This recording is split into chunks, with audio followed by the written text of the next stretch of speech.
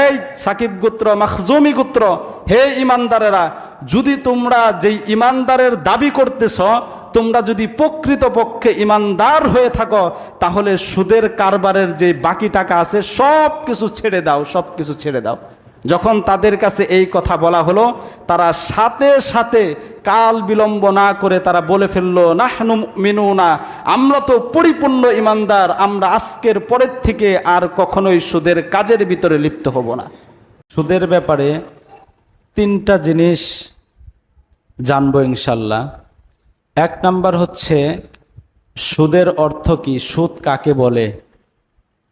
দ্বিতীয় নাম্বার হচ্ছে সুদের হুকুম কি, আল্লাহ তাআলা এই সুদের হুকুম কি দিয়েছেন। তৃতীয় নাম্বার হচ্ছে সুদের ক্ষতিকর। আল্লাহ তাআলা যদি তৌফিক দান করেন, আমরা আজকে সুদের অর্থ এবং সুদের হুকুম কি এবং সুদের যেই ক্ষতির দিকগুলো রয়েছে তার ভিতর থেকে 5টি দিক নিয়ে আলোচনা করব ইনশাআল্লাহ তাআলা। আল্লাহ তাআলা আমাদের সকলকেই ভালোভাবে জেনে বুঝে তারপরে আমল করার তৌফিক দান করুন, সকলে বলি আমিন। মুহতারাম হাজিরিন, সর্বপ্রথম আমরা জানব সুদের অর্থ কি। সুদ এটা হচ্ছে বাংলা, আরবিতে এটাকে রিবা বলা হয়, আর রিবা ইংলিশে এটাকে ইন্টারেস্ট বলা হয়।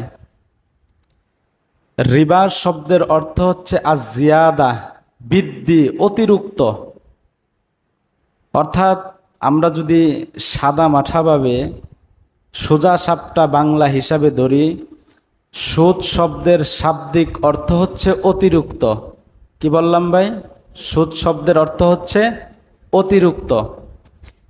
এই কথাগুলো বিশেষ করে আজকের কথা এবং আগামী জুমায় যেই কথাগুলো হবে, এগুলো অনেক গুরুত্বপূর্ণ বিষয়।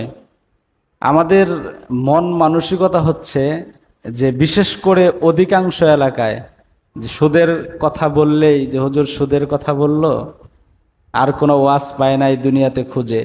এটা যে কত মারাত্মক ধরনের অপরাধ, এটা যদি কোনো ব্যক্তি আলোচনাগুলো অন্তর দ্বারা অনুধাবন করে, যদি কোনো ব্যক্তি বুঝে শুনে, তাহলে বুঝতে পারবে সুদ এটা কত মারাত্মক জিনিস আর আমরা কতভাবে সুদের সাথে জড়িত।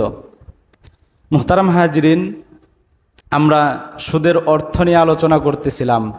আর রিবা এটার অর্থ হচ্ছে আজিয়াদা, অতিরিক্ত। পরিভাষায় সুদ বা রিবা বলা হয় কুল্লু জিয়াদাতিন মাশরুতাতিন মুতাকদ্দিমান আলা রাসিল মাল মুকাবিলাল আজলি ওয়াহদা। খুব ভালোভাবে বুঝবেন, শুধুমাত্র সময়ের চুক্তিতে, শুধুমাত্র সময়ের চুক্তিতে মূল পুঁজির অতিরিক্ত যেইটা চাওয়া হয় সেইটার নাম হচ্ছে সুদ। আবার বলতেছি, শুধুমাত্র সময়ের চুক্তিতে মূল পুঁজির অতিরিক্ত যেই জিনিস চাওয়া হয়, যেই টাকা চাওয়া হয়, সেটা হচ্ছে সুদ। যেরকম উদাহরণ দেই, আপনি কাউকে 1 লাখ টাকা হাওলাত দিলেন এই শর্তে যে 1 বছর পরে তুমি আমাকে 1,10,000 টাকা দিবা, তাহলে এটা কি হবে ভাই? সবাই বলেন কি হবে? সুদ হবে।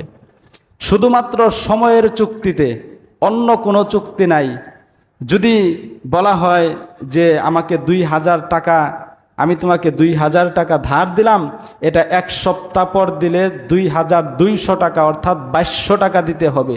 এই যে সময়কে কেন্দ্র করে, সময়কে চুক্তি করে অতিরিক্ত যেই জিনিসটা নেওয়া হলো, এটাকে কি বলা হয়? সুদ বলা হয়। এতটুকু বুঝে আসছে তো ইনশাল্লাহ। এখন সুদের হুকুম কি? আল্লাহ পাক রব্বুল আলামিন সুদের হুকুম কি দিয়েছেন আপনারা সকলেই জানেন। সুদ খাওয়া হালাল না হারাম ভাই? সবাই বলেন হালাল না হারাম? হারাম। আল্লাহ তাআলা বলেন সূরা বাকারা 275 নম্বর আয়াত, ওয়া আহাল্লাল্লাহুল বাই'a ওয়া হাররামার রিবা। আল্লাহ তাআলা বলেন যে আমি আল্লাহ পাক রব্বুল আলামিন ব্যবসাকে চিরদিনের জন্য হালাল করেছি এবং সুদকে চিরদিনের জন্য হারাম করে দিয়েছি। তো এই আয়াত থেকে আমরা সুদের যেই হুকুম সেটা জানতে পারলাম। সুদ খাওয়া হচ্ছে হারাম। সুদ খাওয়া কি ভাই? হারাম। এখন আমরা সুদের আজকে 5টি ক্ষতির দিক জানবো ইনশাল্লাহ। সুদ খেলে কি কি ক্ষতি হয় আমরা ইনশাল্লাহ 2 জুমায় 12টা ক্ষতি নিয়ে আলোচনা করব। আজকে আল্লাহ তাআলা যদি তৌফিক দান করেন, আজকে আমরা সুদের 5টি ক্ষতিকর দিক নিয়ে আলোচনা করব ইনশাআল্লাহ তাআলা। 1 নাম্বার, যিনি সুদ খায় 1 নাম্বার অপরাধ তার। আল্লাহ তাআলা বলেন, যেই ব্যক্তি সুদ খায় সে আল্লাহ এবং তার রাসূলের সাথে যুদ্ধের ঘোষণা করে। নাউজুবিল্লাহ, নাউজুবিল্লাহ বললেন না সবাই? এই আয়াতটা বলার পূর্বে এই আয়াতের শানে নজুলটা আগে বলি। সূরা বাকারা 279, 88 এবং 79 নম্বর আয়াত। আল্লাহ পাক রব্বুল আলামিন এই আয়াত নাজিল করলেন কেন? এর শানে নজুল। মক্কার ভিতরে 2টা গোত্র বসবাস করত। একটি গোত্রর নাম হচ্ছে বনু সাকিফ, আরেকটি গোত্রর নাম হচ্ছে বনু মাখজুমা। জাহিলি যুগে, অর্থাৎ তখনও পর্যন্ত ইসলাম আসে নাই, ইসলাম আসার পূর্বে জাহিলি যুগে তারা সুদের কারবার করত। এই 2 গোত্রের ভিতরে সুদের আদান প্রদান হতো। তো যখন ইসলাম আসলো, ফালাম্মা জা আল ইসলাম দাখলু ফিহি, যখন ইসলাম আসলো তখন তারা উভয় গোত্র মুসলমান হয়ে গেল। সুবহানাল্লাহ। যখন মুসলমান হলো, মুসলমান হওয়ার পরে এক পর্যায়ে সাকিফ গোত্র মাখজুমি গোত্রর কাছে কিছু সুদের টাকা পাইতো। তো এই সুদের লেনদেনটা ছিল তাদের ইসলামের পূর্বে। সুদের টাকা সাকিফ গোত্রের লোকেরা মাখজুমি গোত্রের কাছে ইসলাম ধর্ম গ্রহণ করার পরে সুদের টাকা চাওয়ার জন্য গেছে, যে তোমাদের কাছে টাকা পাইতাম, এই টাকা দাও। কিন্তু এই লেনদেনটা হয়েছে ইসলামের আগে। তো মাখজুমি গোত্রের যারা লোক ছিল তারা বললেন, ইসলামের ভিতরে কোনো সুদ টুদ নাই, আমরা সুদ দিতে পারবো না। মাখজুমি গোত্র সাকিব গোত্রকে এটা বলে দিল যে ইসলামের ভিতরে কি নাই ভাই, কোনো সুদ নাই, আমরা সুদ দিতে পারবো না। তো যখন এই ব্যাপারে তাদের মাঝে আলোচনা চলতেছিল, ফয়সালা এখনো হয় নাই, তো আল্লাহর রাসূল সাল্লাল্লাহু আলাইহি ওয়াসাল্লামের নায়েব হিসাবে তখন মক্কায় আত্তাব ইবনে আসির রাদিয়াল্লাহু তাআলা আনহু তিনি ছিলেন। আত্তাব ইবনে আসির রাদিয়াল্লাহু তাআলা আনহু আল্লাহর রাসূলের কাছে চিঠি লিখলেন যে সাকিব গোত্র এবং মাখজুমি গোত্রর মাঝে এরকম এরকম অবস্থা। চিঠি যখন লিখলেন, আল্লাহর রাসূল যখন চিঠি পড়তেছিলেন, আল্লাহ তাআলা সাথে সাথে আয়াত নাজিল করে দিলেন। আল্লাহ তাআলা বললেন, ইয়া আইয়ুহাল্লাযীনা আমানুত্তাকুল্লাহ ওয়া যারু মা বাকিয়া মিনার রিবা ইন কুনতুম মুমিনিন। আল্লাহ তাআলা বললেন, হে ঈমানদারেরা, সুদের ব্যাপারে আল্লাহ তাআলাকে ভয় করো, তোমাদের বাকি যেই সুদ ছিল সেটাকে ছেড়ে দাও যদি তোমরা প্রকৃতপক্ষে ঈমানদার হয়ে থাকো। এই সুদের লেনদেন ছিল ইসলামের আগে না পরে ভাই? ইসলামের আগে। ইসলাম আসার পরে সে আগের টাকা চাইছে। তো আগের টাকা চাওয়ার পরে আল্লাহর রাসূলকে জানানো হলো, আল্লাহ তাআলার সাথে সাথে আয়াত নাজিল করে দিলেন। এই আয়াত শোনার পরে সাকিব গোত্র এবং মাখজুমি গোত্র বলল, নাহনু মুমিনুনা, আমরা ঈমানদার, আমরা পরিপূর্ণ ঈমানদার, আমরা আজকের থেকে সুদের সমস্ত কার্যকলাপ ছেড়ে দিলাম। সুবহানাল্লাহ। তারা সবেমাত্র মুসলমান হয়েছে, তাদের ঈমানের পাওয়ার কেমন ছিল, তারা কিছুদিন পূর্বে ইসলাম ধর্ম গ্রহণ করেছে, তাদেরকে বলা হয়েছে, এই যদি ঈমানদার হয়ে থাকো। এটা কে বলছে ভাই? আল্লাহ তাআলা বলছে, এই সাকিব গোত্র মাখজুমি গোত্র, হে ঈমানদারেরা, যদি তোমরা যেই ঈমানদারের দাবি করতেছ তোমরা যদি প্রকৃতপক্ষে ইমানদার হয়ে থাকো তাহলে সুদের কারবারের যে বাকি টাকা আছে সব কিছু ছেড়ে দাও, সব কিছু ছেড়ে দাও।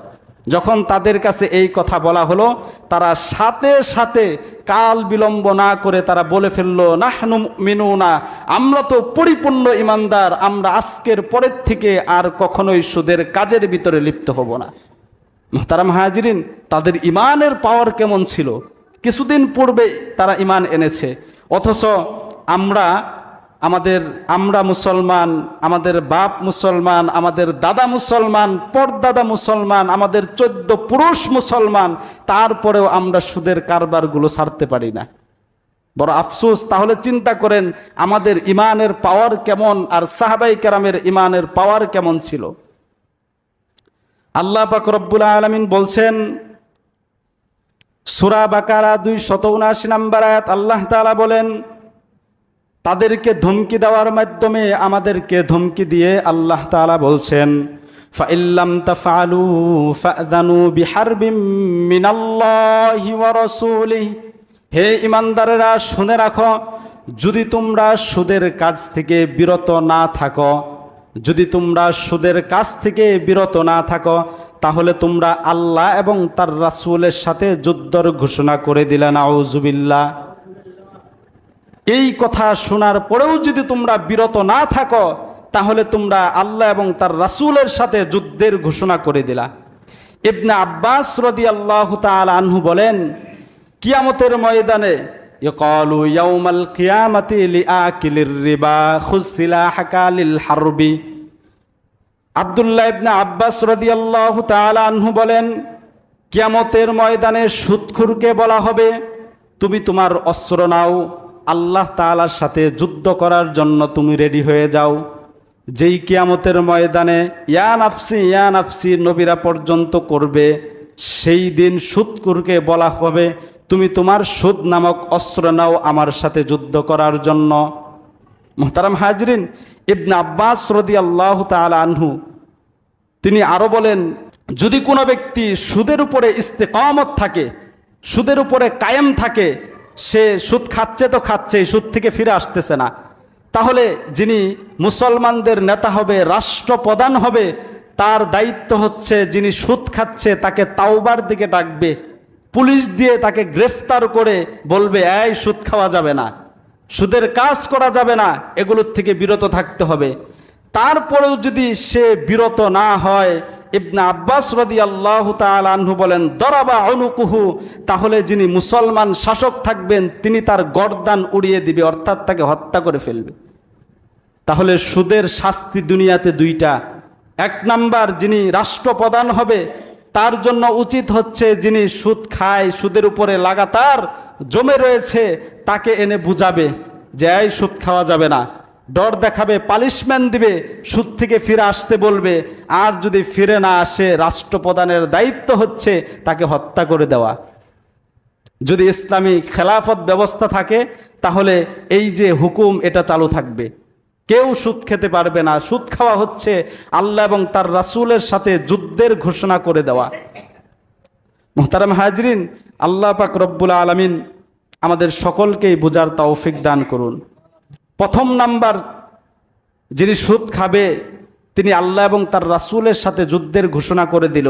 প্রিয় ভাইয়েরা, দুনিয়াতে এমন কেউ আছে যে আল্লাহ এবং তার রাসূলের সাথে যুদ্ধ করে পারবে? পারবে ভাই? একটু আওয়াজ করে বলেন, পারবে ভাই? দুনিয়াতে কারো ক্ষমতা নাই। নমরুদ যুদ্ধের ঘোষণা করেছিল, ফেরাউন ঘোষণা করেছিল, হামান কামান এরা ঘোষণা করেছিল, দুনিয়াতে তাদের নাম চিহ্ন পর্যন্ত নাই। মুহতারাম হাজিরিন, দ্বিতীয় নাম্বার শাস্তি কিয়ামতের ময়দানে, যেই ব্যক্তি সুদ খাবে কিয়ামতের ময়দানে সে পাগল অবস্থায় উঠবে। নাউজুবিল্লাহ। আল্লাহ পাক রব্বুল আলামিন বলেন সূরা বাকারা 275 নম্বর আয়াত, আল্লাহ তাআলা বলেন, আল্লাযীনা ইয়াকুলুনার রিবা লা ইয়াকুমুনা ইল্লা কামা ইয়াকুমুল্লাযী ইয়াতাখাব্বাতুহুশ শাইতানু মিনাল মাসসি।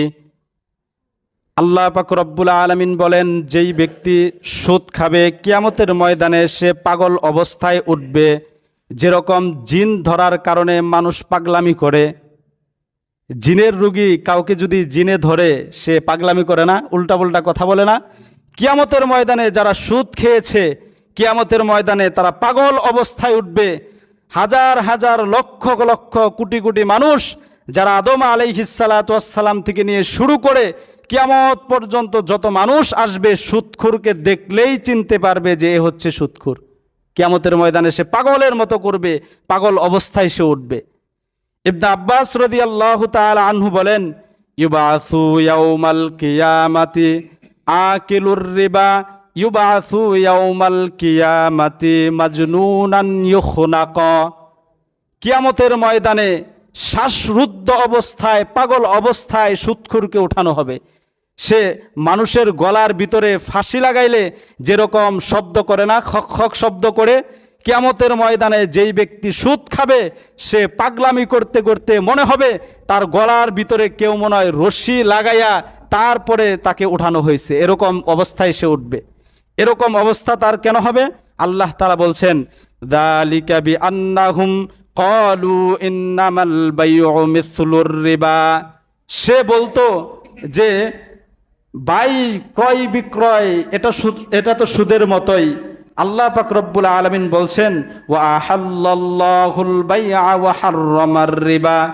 আমি আল্লাহ পাক রব্বুল আলামিন কিয়ামত পর্যন্ত ব্যবসাকে হালাল করে দিয়েছি এবং ব্যবসার মাধ্যমে যেই লভ্যাংশ আসবে সেটাকেও আমি আল্লাহ তাআলা হালাল করে দিয়েছি। আর কিয়ামত পর্যন্ত যেই সুদের বিষয় রয়েছে এটাকে আমি আল্লাহ তাআলা হারাম করে দিয়েছি। আর এর লভ্যাংশ যত আসবে এটাকেও আমি আল্লাহ তাআলা হারাম করে দিয়েছি। ব্যবসা হালাল, ব্যবসার সব কিছু হালাল, কিয়ামত পর্যন্ত সেটা হালাল থাকবে। আল্লাহ পাক রব্বুল আলামিন সুদকে হারাম করেছেন, কিয়ামত পর্যন্ত এটা হারাম থাকবে। মুহতারাম হাজিরিন, আল্লাহ তাআলা তারপরে বলেন, ফামান জাআহু মাউইযাতুম মির রাব্বিহি ফান্তাহা ফালাহু মা সালাফ। আল্লাহ তাআলা বলেন, এই যে আমি সুদের বিষয়ে একটা ওয়াজ করলাম, আল্লাহ তাআলা বলছেন এই যে সুদের বিষয়ে আমি একটা ওয়াজ করলাম, এই ওয়াজটা কারো কাছে যাওয়ার পরে সে যদি এটার থেকে বিরত থাকে, অর্থাৎ সুদের থেকে বিরত থাকে, তাহলে আল্লাহ পাক রব্বুল আলামিনের কাছে এই বিষয়টা ন্যস্ত হবে। চাইলে আল্লাহ তাআলা তাকে মাফ করে দিবেন। আল্লাহ পাক রব্বুল আলামিন আরো বলেন, ওয়ামান আদা ফাউলাইকা আসহাবুন নারি হুম ফিহা খালিদুন।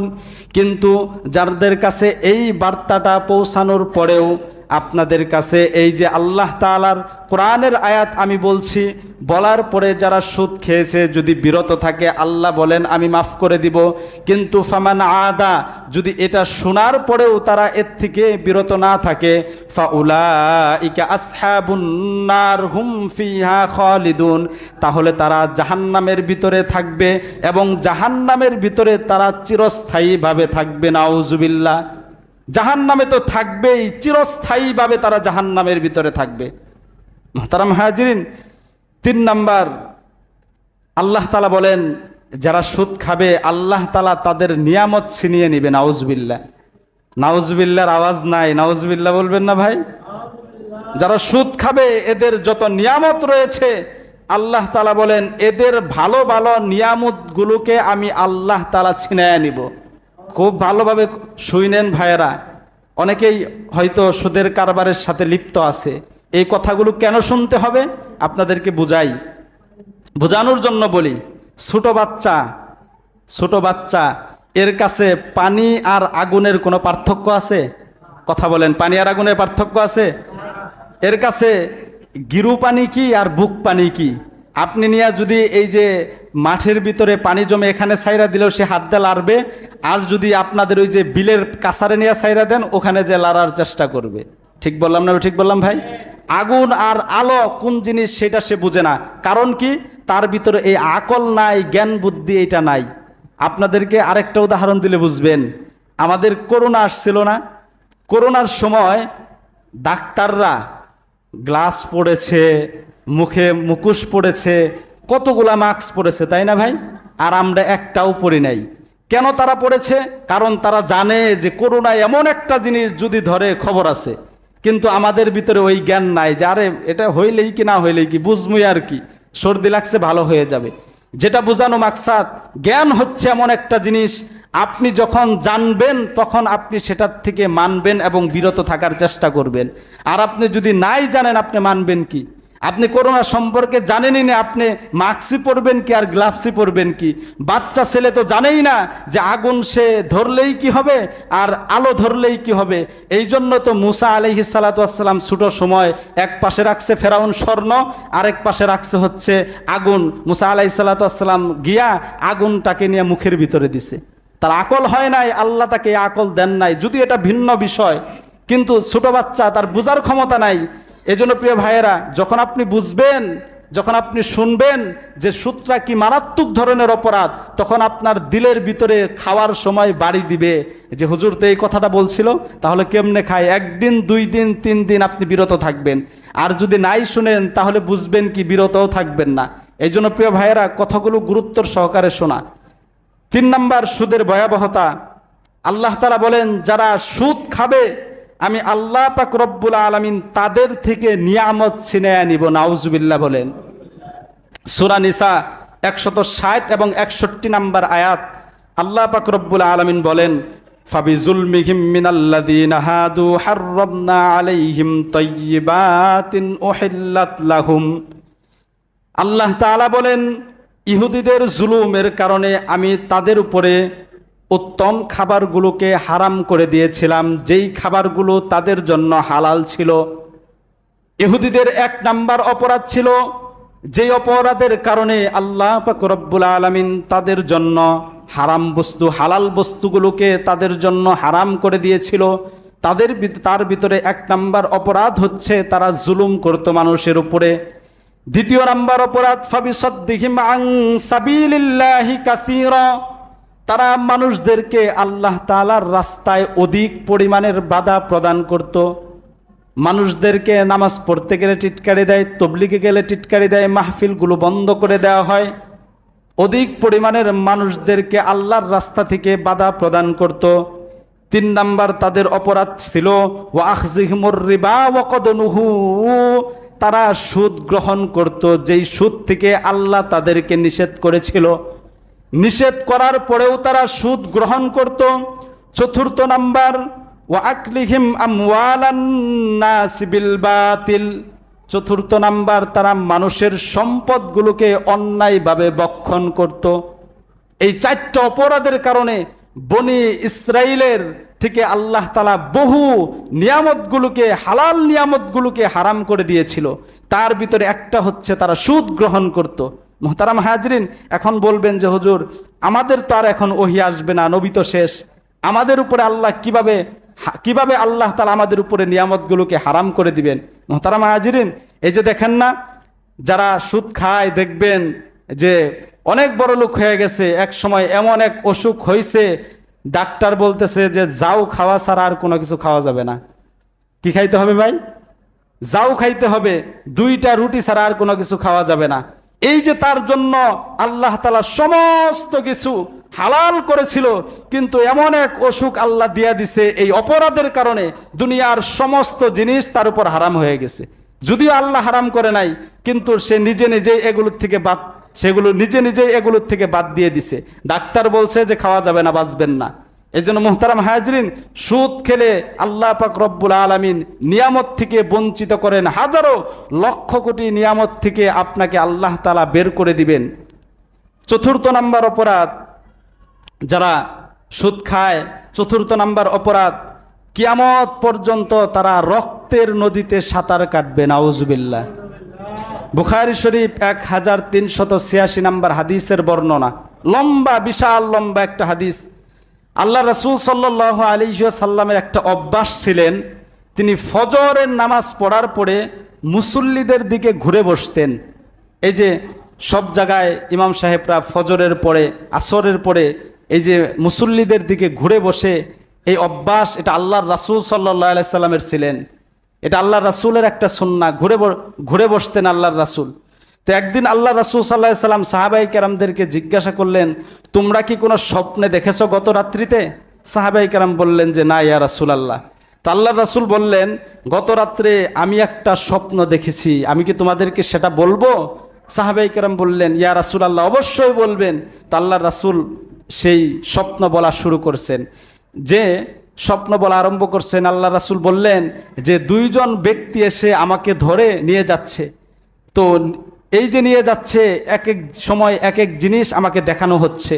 হাত্তা আতাইনা আলা নাহরিন মিন দামিন, এক পর্যায়ে আমাকে একটা রক্তের নদীর কাছে এনে দাঁড় করানো হলো। অরজুলুন কাইমুন ফিহি রাজুলুন কাইমুন আলা ওয়াসাতিন নাহার। আল্লাহর রাসূল বলেন, ওই নদীর, রক্তের নদীর মাঝখানে একজন ব্যক্তি দাঁড়িয়ে আছে যে সাঁতার কাটতেছে। ওয়ারাজুলুন বাইনা ইয়াদাইহি হিজাবুন, আরেকজন ব্যক্তি সে নদীর পাশেই দাঁড়িয়ে আছে, তার সামনে অনেকগুলো পাথরের স্তূপ রাখা। আল্লাহর রাসূল বলেন, যেই ব্যক্তি নদীর মাঝখানে দাঁড়িয়ে আছে, রক্তের নদীর মাঝখানে, ওই ব্যক্তি যখন সাঁতার কেটে কিনারে আসতে চায়, যখন কিনারে এসে পড়ে, ওই মুহূর্তের ভিতরে যেই ব্যক্তি কিনারে দাঁড়িয়ে আছে বিশাল আকৃতির একটা পাথর নিয়ে এসে সে তার মুখের ভিতরে নিক্ষেপ করে। নিক্ষেপ করার ফলে সে যেই জায়গায় পূর্বে ছিল, অর্থাৎ সেই রক্তের নদীর মাঝখানে পুনরায় চলে যায়। এইভাবে আসতে থাকে, এইভাবে পুনরায় সে পাথর নিক্ষেপ করে, এরকম হতে থাকে। আল্লাহর রাসূল জিজ্ঞাসা করলেন, জিব্রাইল এই ব্যক্তিকে? আল্লাহর রাসূলকে বলা হলো, আল্লাযী রাআইতুহু ফিন নাহরি আকিলুর রিবা ইয়া রাসূলুল্লাহ। ওগো আল্লাহর রাসূল, আপনি যাকে রক্তের নদীর ভিতরে সাঁতার কাটতে দেখলেন, ওই ব্যক্তি হচ্ছে সুদখোর। দুনিয়ার ভিতরে সে সুদ খেয়েছে, এই জন্য কিয়ামত পর্যন্ত সে রক্তের নদীর ভিতরে সাঁতার কাটতে থাকবে। নাউজুবিল্লাহ। চতুর্থ নাম্বার অপরাধ, রক্তের নদীর ভিতরে সাঁতার কাটা। পঞ্চম নাম্বার অপরাধ, আল্লাহর রাসূল বলেন, যারা সুদ খায়, এই যে সুদের অর্থ সে নিল, নেওয়ার পরে এই অর্থ দ্বারা যা কিছু ক্রয় করে খেলো, সে ভাত খেলো তো সে দেখতেছে, খাবার খেলো তো সে দেখতেছে। আল্লাহর রাসূল বলেন, সে খাবার খেলো না, তার পেটের ভিতরে সে জ্যান্ত সাপ ঢুকিয়ে নিল। নাউজুবিল্লাহ। ইবনে মাজাহ 2273 নম্বর হাদিসের বর্ণনা। ক্বালা রাসূলুল্লাহি সাল্লাল্লাহু আলাইহি ওয়াসাল্লাম, আতাইতু লাইলাতা উসরিয়া বি আলা কওমিন বুতুনিহিম কালবুয়ুত। আল্লাহর রাসূল বলেন, মেরাজের রাত্রিতে আমি একদল মানুষের নিকট দিয়ে যাইতেছিলাম, অতিক্রম করতেছিলাম। যাওয়া অবস্থায় আমি দেখলাম তাদের পেটগুলো বিশাল আকৃতির বাড়ির মতো। চিন্তা করেন, একটা মানুষের পেট যদি বাড়ির মতো হয় তাহলে দেখতে কত ভয়ঙ্কর হবে। ছোটো মোটো বাড়িও যদি হয়, ঘর না বাড়ির মতো, ছোটো মোটো যদি একটা বাড়ি হয় তাও তো 3-4 ডিসিমের ভিতরে, 5 ডিসিমের ভিতরে করা লাগে, তাই না ভাই? যদি একটা মানুষের পেট 5 ডিসিম সম পরিমাণ হয়, তাহলে মানুষটা দেখতে কত ভয়ঙ্কর হবে। একটু চিন্তা করেন, মানুষটা দেখতে কত ভয়ঙ্কর হবে। আল্লাহ রাসূল সাল্লাল্লাহু আলাইহি সাল্লাম আরো বলেন, ফিহাল হাইয়াত, শুধুমাত্র পেট বড় এরকম নয়, তার পেটের ভিতরে সাপ, জ্যান্ত সাপগুলো তার পেটের ভিতরে চলাচল করতেছে, তাকে দংশন করতেছে। তুরা মিন খারিজি বুতুনিহিম, এটা পেটের বাহির থেকে দেখতে পাওয়া যায়।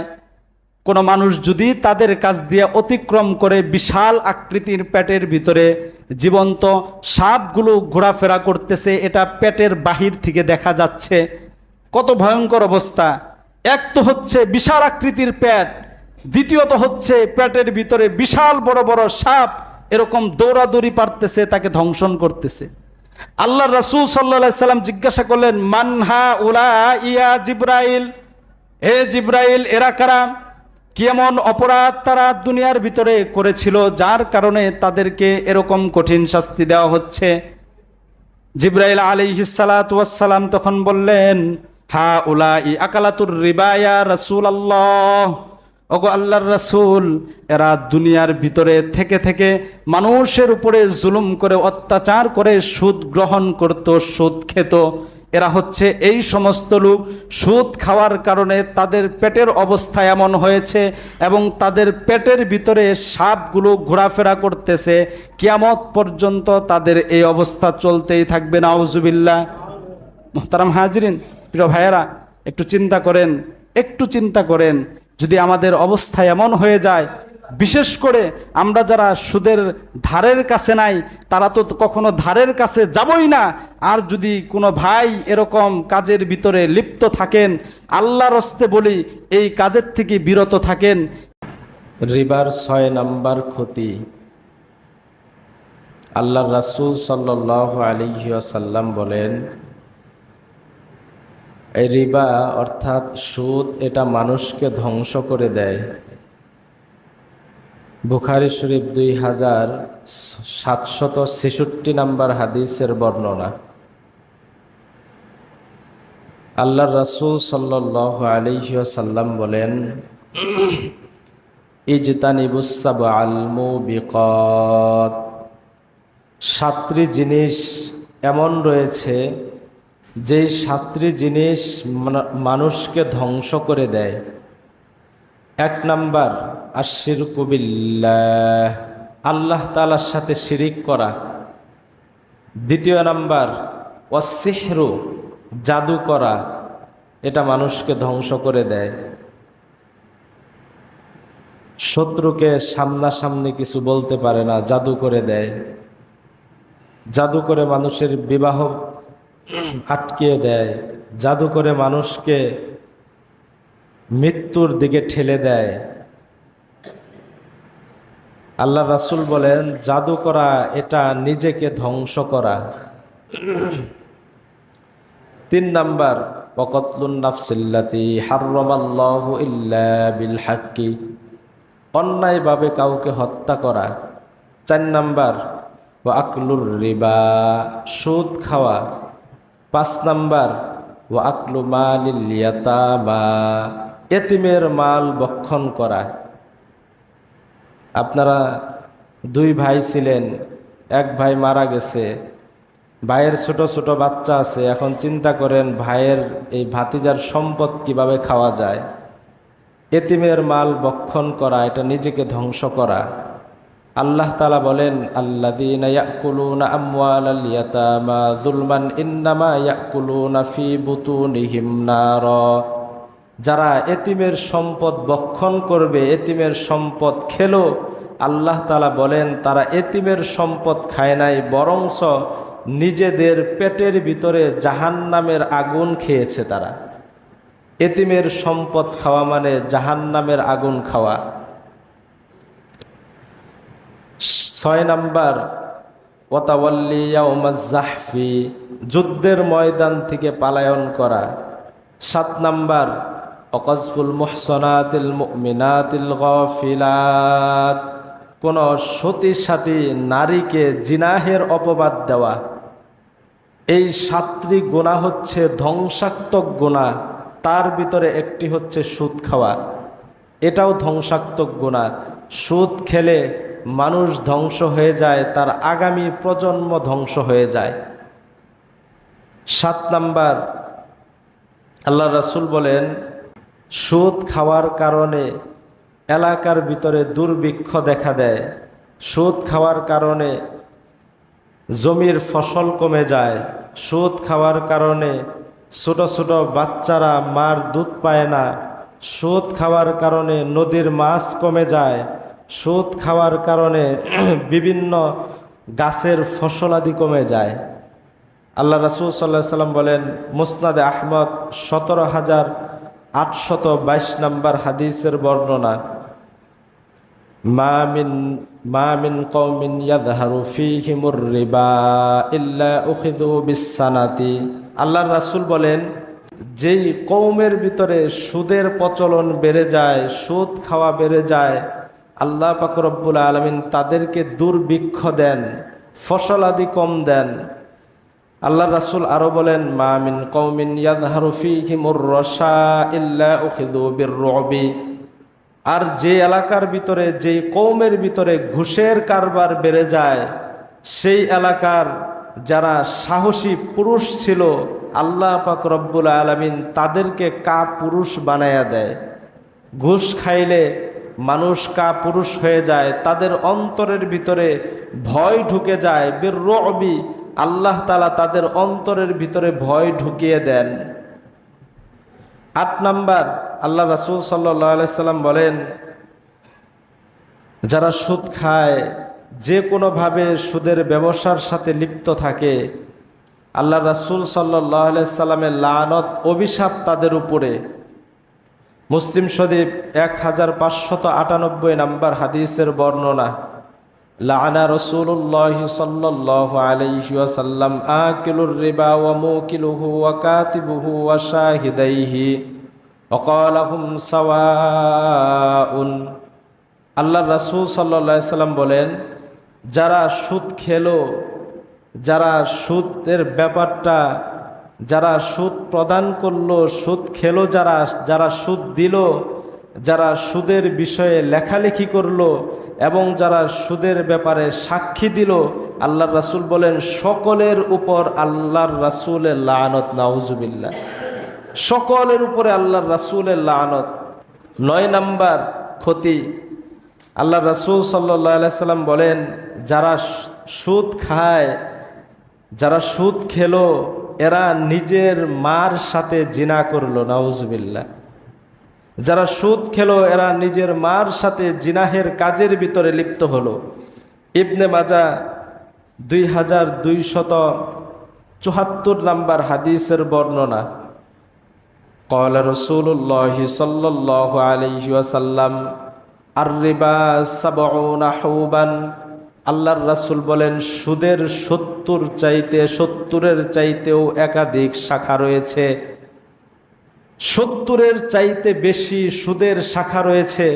ওয়া আইসারুহা, সর্বনিম্ন শাখা হচ্ছে আইয়াঙ্কিহার রজুলু উম্মাহু, তার নিজের মাকে বিবাহ করা, অর্থাৎ নিজের মায়ের সাথে জিনাহের কাজের ভিতরে লিপ্ত হওয়া, নাউজুবিল্লাহ। প্রিয় ভাইয়েরা, যখন আমরা এই কাজের ভিতরে লিপ্ত হব, যারা আমরা মা রয়েছি, তারা সন্তানদেরকে বুঝানো সুদের ব্যাপারে, যেই সন্তান সুদ খায়, মা বুঝানো সন্তান সুদ খেও না। যারা ছেলে মেয়ে রয়েছে, বাবাকে বুঝানো, বাবা এই সুদের কাজ থেকে বিরত থাকেন। পিতা সন্তানকে বোঝানো, সন্তান যদি সুদের কারবার করে থাকে, যে হে ছেলে, তুমি সুদের কাজ থেকে বিরত থাকো। সুদ এটা একটা হারাম কাজ। আপনার ছেলে সুদ খাচ্ছে, এই টাকা আপনি খাচ্ছেন। আপনার স্বামী সুদ খাচ্ছে, এই টাকা আপনি খাচ্ছেন। আপনি সন্তান, আপনার পিতা সুদ খাচ্ছে, এই টাকা দিয়ে আপনার জন্য বাজার করে এনে দিচ্ছে, এটা দ্বারা আপনার শরীর বর্ধিত হচ্ছে। আল্লাহর রাসূল বলেন, যেই শরীরটা হারাম দ্বারা বাড়বে, যেই শরীরটা হারাম দ্বারা বর্ধিত হবে, ওই শরীর আল্লাহ তাআলার জান্নাতের ভিতরে প্রবেশ করবে না। আপনি আপনার বাবাকে বলেন যে, হ্যাঁ আমার পিতা, সুদ খাওয়ার দরকার নাই, আমার এত কিছুর দরকার নাই, আমরা কম খেয়ে থাকব, কিন্তু এই গুনাহের কাছ থেকে বিরত থাকেন, কারণ এটা একজন মানুষ তার ফ্যামিলির জন্য করে। প্রিয় ভাইয়েরা, এই কাজ থেকে বিরত থাকা। 10 নাম্বার, আল্লাহ তাআলা বলেন সুদ খাওয়া মানে, আল্লাহ তাআলা বলেন এই সুদের বিষয়টাকে আল্লাহ পাক রব্বুল আলামিন নিজে ধ্বংস করে দেন। আমরা যারা সুদের কাজের ভিতরে লিপ্ত আছি, অনেকেই মনে করি যে এটা হচ্ছে শর্টকাটে ধনী হওয়ার একটা পদ্ধতি। আল্লাহ তাআলা বলেন, আমি এই সুদটাকে ধ্বংস করে দেই। সূরা বাকারা 276 নাম্বার আয়াত, আল্লাহ তাআলা বলেন, ইয়ামহাকুল্লাহুর রিবা ওয়া ইয়ারবিস সাদাকাত। আল্লাহ পাক রব্বুল আলামিন বলেন, আমি সুদকে ধ্বংস করে দেই এবং সদকাকে আমি আল্লাহ পাক রব্বুল আলামিন বর্জন করে দেই।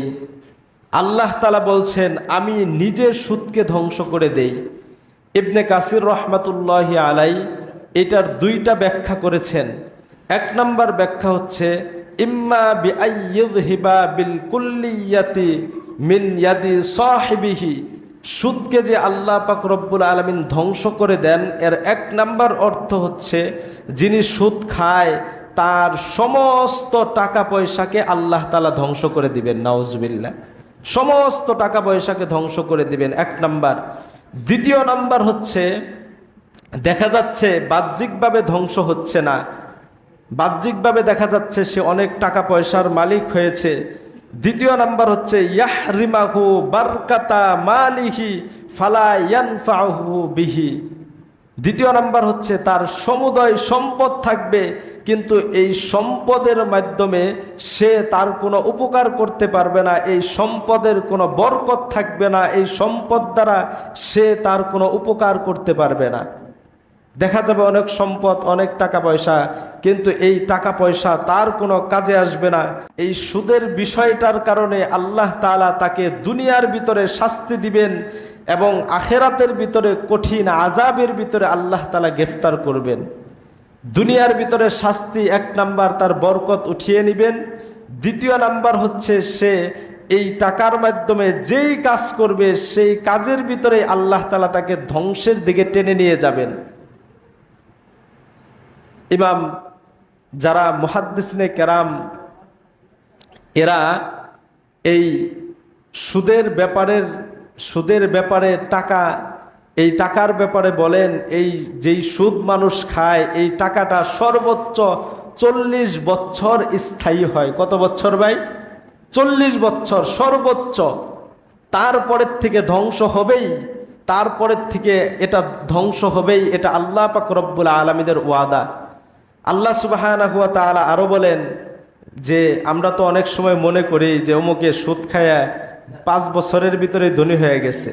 আল্লাহ পাক রব্বুল আলামিন বলছেন, কুল লা ইস্তাবিল খাবিসু ওয়াত তাইয়্যিব ওয়ালাউ আ'জাবাকা কাসরাতুল খাবিস। হে রাসূল, আপনি বলে দেন ভালো আর মন্দ এটা কখনোই সমান নয়। সুদ এটা নিঃসন্দেহে একটি খারাপ মন্দ কাজ। হালালভাবে উপার্জন করা, ব্যবসা করা এটা নিঃসন্দেহে একটি ভালো কাজ। আল্লাহ তাআলা বলছেন সুদ আর চাকরি করা, সুদ খাওয়া আর রিক্সা বেয়ে কাজ করা, সুদ খাওয়া আর দিন মজুরের কাজ করা, সুদ খাওয়া আর মেথরের কাজ করা এটা কখনোই সমান হতে পারে না। সুদ খাওয়া এটা একটা নিকৃষ্ট কাজ, রিক্সা চালানো এটা একটা ভালো কাজ। সুদ খাওয়া এটা একটা নিকৃষ্ট কাজ, দিন মজুরের কাজ করা এটা একটি উত্তম কাজ। সুদ খাওয়া এটা একটা নিকৃষ্ট কাজ, মুচির কাজ করা এটা একটা ভালো কাজ। আল্লাহ তাআলা বলছেন লা ইয়াস্তাবিল খাবিসু ওয়াত তাইয়্যিব। হে রাসূল, আপনি বলে দেন সুদ খাওয়া এবং হালাল পন্থায় উপার্জন করা এই দুইটা ভালো কাজ নয়, এক সমান নয়। আল্লাহ তাআলা আরো বললেন ওয়ালাউ আ'জাবাকা কাসরাতুল খাবিস। যদিও তোমাকে খারাপ জিনিস, যদিও খারাপের আধিক্য তোমার মনের ভিতরে এটা তোমার ভালো লাগে, তারপরেও এই দুই কখনোই সমান নয়। মনে করতে পারেন যে মুচির কাজ এটা তো একটা নিকৃষ্ট পর্যায়ের কাজ, ব্যাংকে টাকা রাইখা দিছি এটা ভালো কাজ। আল্লাহ তাআলা বলছেন না, এটা ভালো কাজ নয়, এই দুই কাজ একত্রিত কখনোই হতে পারে না। আপনি মনে করতে পারেন একটা মানুষ রিক্সা চালাচ্ছে, দিন মজুর, এর কোনো দাম নাই, আমি শুধু টাকা লাগাচ্ছি। আল্লাহ তাআলা বলছেন না, এই দুইটা কাজ কখনোই এক সমান হতে পারে না। সুদ আর যেই ব্যক্তি ভালো পন্থায় টাকা উপার্জন করে এই দুইটা কখনোই একত্রিত হতে পারে না, এই দুইটা কখনোই এক সমান হতে পারে না। মুহতারাম হাজরিন, একটা হাদিস বলি, এটা বলার পূর্বে একটা উদাহরণ দেই, এটা বলেই শেষ দেব ইনশাল্লাহ।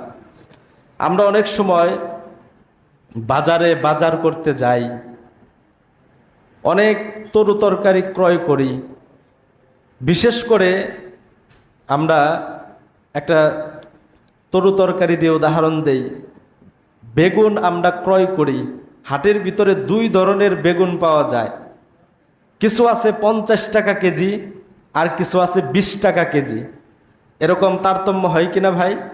একই তরকারি, একটার দাম ডবল আরেকটার দাম অর্ধেক। যেইটার দাম ডবল সেইটার ভিতরে কোনো পোকা নাই, কোনো পচা নাই, আর যেইটার দাম কম সেটার ভিতরে পোকা পচা। একটা মানুষ সে 1 কেজি ভালো বেগুন কিনেছে, আরেকজন চিন্তা করলো 50 টাকাতে 1 কেজি কেন কিনবো, 2 কেজি কিনি। আরেকটা মানুষ 2 কেজি কিনেছে। আপনাদের কাছে 2টা প্রশ্ন করব, ভালোভাবে বুঝে উত্তর দিবেন। 1 নাম্বার কথা, যেই ব্যক্তি পোকা বেগুন কিনেছে কত কেজি ভাই? 2 কেজি। আরেকজন ভালো বেগুন কিনেছে কত কেজি ভাই? 1 কেজি। এই 2 জনের ভিতরে বুদ্ধিমান কে? যেই ব্যক্তি 1 কেজি কিনেছে নিঃসন্দেহে সে বুদ্ধিমান। 2য় নাম্বার প্রশ্ন, যে এই যে 1 কেজি আর 2 কেজি এর ভিতরে বেশি কোনটা, মানে বাহ্যিকভাবে দেখার সুরতে বেশি কোনটা ভাই? নিঃসন্দেহে 2 কেজি। 2 কেজি বেশি দেখা যায় কিনা? ব্যাগ ভর্তি, আরেকটা ব্যাগের তলায় পইরা রয়েছে। আল্লাহ রাসূল সাল্লাল্লাহু আলাইহি ওয়াসাল্লাম বলেন, আরেকটু বলি, এখন আপনি বাজার থেকে বাসায় নিয়ে আসছেন, নিয়ে আসার পরে যখন তরকারি রান্না করবেন, 1 কেজি আপনি কাটছেন, তো 1 কেজির থেকে 1 কেজি আছে, আর 2 কেজির থেকে আপনি কাটছেন 2 কেজির ভিতরে আধা কেজিও নাই। কারণ ওটা হচ্ছে কি ভাই? ওটা হচ্ছে পোকা, ওটা হচ্ছে পচা। তাহলে এই 2-এর ভিতরে বুদ্ধিমান হচ্ছে ওই ব্যক্তি যেই ব্যক্তি 1 কেজি কিনেছে, যদিও 1 কেজির চাইতে 2 কেজি বেশি দেখা যায়।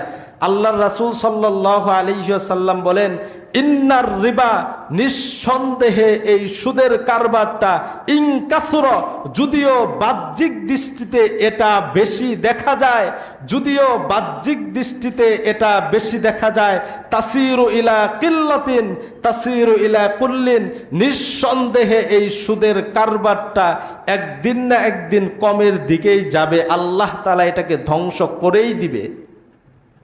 তাহলে বুদ্ধিমান কে ভাই? যে সুদ খায় না, যে সুদ খায় না ভাই, নিঃসন্দেহে যে খায় না। আল্লাহ তাআলার ওয়াদা এটা থাকবে না ভাই। বেগুনের মতো আপনি মনে করতেছেন হায় হায় কত টাকা, হায় হায় বছর গেলেই লাখে 15,000 20,000 টাকা করে আসতেছে, বছর গেলেই আমি লাখে 15 মণ 20 মণ ধান পাচ্ছি বসে থেকে, আর ওই বেটা তো সারা বছর কাজ কইরাও 20,000 টাকা উপার্জন করতে পারে না, ডানি করতে পারে না। তো এটা দেখা যাচ্ছে বাহ্যিক দৃষ্টিতে অনেক দেখা যাচ্ছে, কিন্তু আল্লাহ তাআলা বলছেন না, শুনে রাখো, ওয়ালাউ আজাবাকা কাসরাতুল খবিস, যদিও এই সুদি কারবার তোমাদের চোখে দেখা যাচ্ছে অনেক বেশি, কিন্তু এটা আল্লাহ তাআলার কাছে কম, এটাকে আল্লাহ তাআলা ধ্বংস করে দিবেন। এই জন্য প্রিয় ভাই, হাতে ধরে বলি, পায়ে ধরে বলি, এই সুদের কারবার থেকে আমরা সকলেই বিরত থাকবো ইনশাআল্লাহ। আল্লাহ তাআলা আমাদের সকলকেই তৌফিক দান করুন।